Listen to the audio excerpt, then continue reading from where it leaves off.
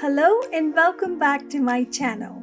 I am Minu and today we are going to paint a very simple abstract art.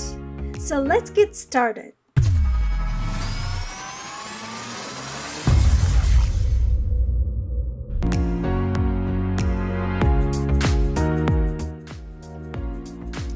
I am using a pre-primed black canvas for this painting, and using a flat brush, I am gently making freestyle circles with contrasting colors.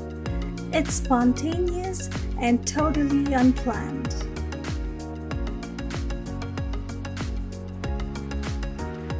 As usual, the colors used are listed below in the description.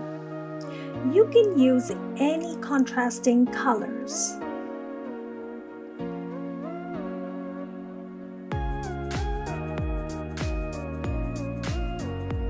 While I'm working on rest of the circles, I would like to share that lately I have been treating myself with M&Ms.